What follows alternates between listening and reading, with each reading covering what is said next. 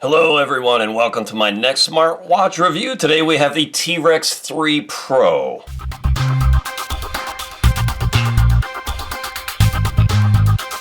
Don't mistake this for the Amazfit product offering, because this is not from the company Amazfit. This company, however, did use the same name, T-Rex 3 Pro, for the model name of this watch, so keep that in mind. As I've stated in previous videos, my smartwatch reviews are slowing down because I haven't really seen a whole lot unique or new in terms of features lately. Things changed a little bit when I spotted this one. This is a military grade GPS watch with a 10 atmosphere waterproof design, and it's got a 540 milliamp hour battery. So I'm going to show you what comes out of the box here, and then I'm going to go away and charge it and wear it for several days, and then come back with my full, fair, and honest review. I bought this with my own money, and by my own money I mean your money. The ad revenue I generate through smartwatch reviews on my YouTube channel, I invest right back into the channel to buy more of these, to bring you more reviews, and that is how I'm able to remain 100% independent. So we've got the user guide there. We've got the familiar magnetic charging cable here. It doesn't look like any plastic over the sensors, so we don't have to peel anything off on this one. We've got two buttons on the right, an upper right and a lower right, and then two on the left. This is labeled light, so that'll be the flashlight. And the bottom left one is labeled, it's really hard to, that's GPS, so that'll get us into the outdoor sports modes. The upper right one is labeled power. Let me press and hold that and see what happens. It comes to life.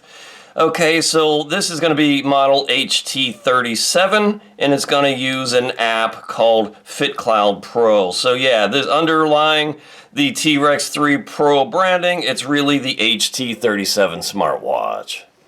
Alright, so I've been wearing this for several weeks now, and let's get into the review. First, I'm going to swipe down and get into my settings and go into my display and go into my brightness and turn that all the way up. And then I'm going to go into my screen time. I usually set it on the minimum when I'm wearing these things just to preserve battery life. And I'm going to turn that one up all the way for the purposes of this review. Also, in this menu, you can change your watch faces. There's a bunch that come in memory already, and there's a bunch more in the App Store through the app that you can look at. You know, obviously the one I had up there was the one I liked the best. This one's not bad either. I think I started with this one, but I've come to really like the easy-to-read nature of this, and it's comprehensive too. I've got my heart rate, my kilocalorie burn, my time, my day of the week, the month and date, my number of steps here. It's all here on this screen, so I personally prefer this screen. If I swipe back down and go back into those settings, you can change your menu style. You can look at your notifications. There are those display settings. You can view your battery life. You can turn on power saving mode. I will say the battery life on this has been pretty amazing. It's a 540 milliamp hour battery with 30 days standby time. I'm getting at least 6-7 days of use out of this. I don't use Bluetooth and GPS very often. But just in everyday use without being connected to Bluetooth or GPS, easy 5 days. I would say more like 7 days, probably even more. You can get into your vibration and ring. You can set your vibration intensity. You choose your language. The QR code is for the app. The app is called FitCloud Pro. Now, don't yell at me, folks, because I'm going to mention that app name again. FitCloud Pro. I'm going to mention it probably 2 or 3 more times, because even though I mention this in these videos, you'd be surprised how many comments I get asking what the name of the app is. So next time, or if that happens on this video, I want you guys to jump in and say, hey doofus, he mentioned it 4 or 5 times, pay attention. No, I don't want you to do that. I want you to be nice to the person, but I don't want that comment. I want to say FitCloud Pro is the app enough times that no matter what point in the video people watch this, they don't feel compelled to ask. Here you can set the time right on the watch. If you want to, you can switch from 12 to 24-hour time. And this is nice that you can set the time and date right from the watch. You can set a password for this, and then you can get into your system settings. Here's your info. It's the HT37. You can shut down and restart. Okay, let's go back. Let's look at the other things here. When you swipe down, there's a flashlight mode that comes on and off, all right? Or the upper left button, you can press and hold that, and that will turn on and off that flashlight. That's a good emergency feature. We talked about settings. There's an SOS mode. Here's that info screen again. Here are those brightness settings. Here's where you would connect it to your phone via Bluetooth Low Energy to make and take calls through the watch itself. This does have a built-in speaker and microphone right here and here. And I've made and taken some calls with the watch already, so that works. I've tested it. Now it's Bluetooth calling only, so you have to be connected to your phone via Bluetooth Low Energy and be within about that 10-meter distance to make and take calls through the watch, but it does work. You can turn on Do Not Disturb mode. You can get into your power saving modes, and I think we've gone around the dial here. Now, if I press that button again, it turns it on and off. All right, on the lower right, if I press that, that gets me into my menu system. Here is where I get into the telephone mode to take and make phone calls. I can look at my contacts if I've synced them through the permissions in the app. Here are my call records, and you can see I've taken and made some calls, and that does indeed work. It has voice assistant. You can look at your data here, and this is sort of a progress screen of steps walked, estimated kilocalorie burn, and estimated distance walked. You can get into your workout mode this way. All right, there's lots of workouts here. I've only got a few in memory, but overall in the app, there's over 170 sports modes that you can download to the watch. I've removed a lot of the ones I'll never use. You have access to your workout records here. Here's a bike ride I did, exactly a week ago, 2 weeks ago. It gives you your map. It is a GPS smartwatch, and it's a dual band satellite positioning system, so the GPS has been tested multiple times. That does indeed work. Here is your heart rate. Now, it's not going to take this measurement because I don't have it on my wrist, but it has red and green diodes in here. Now, let me go back. Blood oxygen saturation. You can get to your messages here. It will pull in weather when connected to your phone via Bluetooth Low Energy. It gives you the current temperature, date, and what the weather is doing out there. This can act as a media player. When tethered via Bluetooth with your phone, you can control your music from the watch. Now, it's going to control the music on your phone, but from the watch when tethered. You've got some breath training, you've got a stopwatch, you've got a timer. You can set some alarms in here if you so wish to vibrate and wake yourself up. Set a business card, collection codes. If you do Alipay or WeChat or PayPal, you can put those codes in there, and just people can scan it and transfer you money. You can get into a calendar mode. It's got a built-in calculator, a find your phone feature. This camera will act as a remote camera trigger to your phone when tethered via Bluetooth Low Energy. And I think it just took a picture. I heard my phone buzz. That SOS mode. Now, this thing also has a compass, all right? And it's got a barometer, and it's got an altimeter in here. So those features are neat, great for outdoor stuff. And then this is another way to get back to those settings. From the main screen again, if we now touch the lower left button, this gets us into our sports modes. And the first couple here, the first three, are the 3 GPS exercises that I have loaded in. I think there are a couple more in the app, but these are the ones I routinely do. Not all exercises turn on GPS. It has to say GPS in the exercise description to actually ping those satellites and collect your tracks. All right. So it's got to say GPS for the outdoor satellite GPS to work. But yeah, plenty of sports modes in here. I fat fingered that one, and I'm just going to press stop here, end it, and it's going to tell me there's too little data to save. That's all right. So let's go back to the main screen. I'm going to swipe from right to left. This gives you, it's a shortcut to your barometer. and your altitude. I swipe again, it gives me that kind of statistics screen.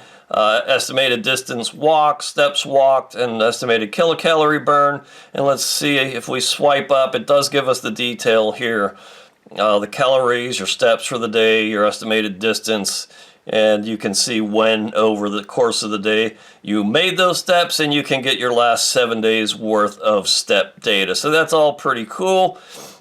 Swipe again, we get into that heart rate. Swipe again, you get into your sleep tracking from the night before, and again the 7 days before, gives you deep sleep and light sleep. There's your weather, and then we're back around to the sports, music, and those are all the little mini apps or tiles I can add to the watch right there. If I swipe from left to right, that's a shortcut mode to get into your calls or weather or the various settings that we've already looked at. Okay, that's been a mouthful. Let's go look at the app. The app here again is called, all together now, FitCloud Pro. I like it. It's pretty intuitive. On the main screen, it gives me my steps for the day, my kilocalorie burn, estimated kilocalorie burn, my estimated distance walked, and my step goal, okay? I can choose to connect this health data to Strava or Google Fit, and I think there's one other one. I have it connected to Strava, and I found a way, and we'll talk about that in workouts here. I use another app called Relive, and I cannot interface or connect these two directly, but this does allow you to export your GPX tracks from your outdoor GPS activities, and depending on your other app, you can usually import those tracks and have it go into whatever program you use. So here's a hike I did yesterday. It gives me my route, it gives me my details here, my distance, kilocalorie burn, average heart rate, steps, average step frequency, step stride, average speed, and average pace. And then I can get a diagram of my heart rate and my heart rate zones in here, and a breakdown by the miles, you know, what my paces were. That's all pretty good. Here's my cadence. All good stuff, right? I like it. This is actually, it doesn't have kayaking as a GPS sport, but I just said I want it on an outdoor run, and it actually tracked a kayaking workout I did on my local lake. And that's all pretty good too. Yeah, it gives me all that same information, gives me that diagram. Good stuff. I like it. You can see all the outdoor activities I've done and a couple indoor. Okay, here's my sleep tracking from last night, deep sleep, light sleep, awake times. Here it is for the week, and there it is for the month. Okay, that seems to be fairly accurate. Here's the heart rate. This is not a medical device, so, you know, use it as a loose guideline, that and blood oxygen saturation. And now it's got SpO2 or blood oxygen saturation, but only in the app. You can't trigger this from the watch. You have to do it here from the app. You have to press start and then wait. I think it's 60 seconds. It'll do an SpO2 measurement. Again, not a medical device. Don't treat the data as such. Here are your sports modes. Okay. Hiking, running, and whatnot. Your device settings. You can set up a wallet. Here's where you decide on your push notifications and what you want to get sent from your phone to the app itself. And I'll say a caveat here, folks. My job here is to review these units and show you the fundamentals and basics of what they do in the feature set. I'm not here to train you how to use the app and every function and feature of the watch. There's a little confusion sometimes. People leave a lot of comments asking for support or for help. And I don't feel that's my job as a third-party independent reviewer. If you need help or support, contact whoever you bought the watch from. Here's your dial library. Plenty of choices for you in here. Lots and lots of choices, and what you would do is click on that and download it to the watch itself, and it'll store it in memory. Sports push. Here is where you can choose the sports modes you want on the watch. And you can see, you know, the 170 plus activities in here that you can add. So you can pick and choose which one you want sent to the watch and then store them on the watch locally. That's how that works. Activity reminder, that reminds you to get up and walk every so often if you wish, after 1 hour of inactivity. And you can set up a reminder to drink water. I don't find those features particularly useful.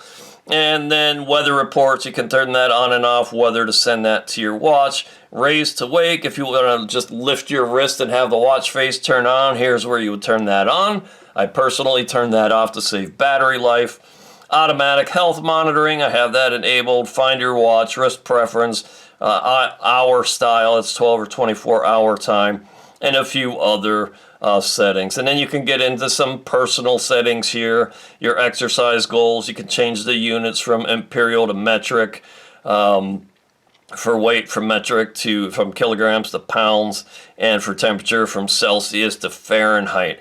All right, here is where you would connect to Google Fit, Health Connect, and Strava. I connected it to Strava successfully, as I stated. You can run in the background, notification, reminder, help, FOQs, and you get the drill. I like the app a lot, and the app, again, is called FitCloud Pro. Yeah, so that wraps it up for this watch. It's the HT37, branded by this particular supplier as the T-Rex 3 Pro. Military-grade GPS. It's got that built-in flashlight feature, which is great as an outdoor sort of survival rescue tool, or just to use as a flashlight if you get caught out in the dark. 10 atmosphere waterproof, which equates to 30 meters. It's a 360 by 360 pixel display. It's IPS high def, 1.46 inches round, if I didn't mention that. Dual band satellite positioning, 170 plus sports modes. The band here is the common 22 millimeter. It's got that built-in voice assist, heart rate, 28-day cycle tracking, SpO2 sleep tracking, barometer, altimeter, with the app called FitCloud Pro. Right now, this is selling on AliExpress for about $30. I think my job is to tell you whether these things are a solid value or not. This one is absolutely, definitely a solid value. To get a quality GPS outdoor rugged watch for $30 or less is amazing, and I really, really like this one a lot. Now, I paid for this with my own money, as I mentioned on the outset. I do these smartwatch reviews really just to generate a little bit of ad revenue, just to monetize my YouTube channel a little bit. My main website, davethekayaker.com, is about my outdoor and kayaking adventures. You can go check me out there. Click through, give it a like, check out, I'll leave a link below to my affiliates account through AliExpress. I take a little piece of that as a commission. It costs you no extra if you wish to do that. And a special plea now, if you do not already subscribe to this channel, please do. I'm dangerously close to 10,000 subscribers, and I really want to see what happens when I get there. So thank you for your time and attention. I appreciate it so much. Until next time, stay healthy, stay fit, keep that body moving, and I will be in touch soon.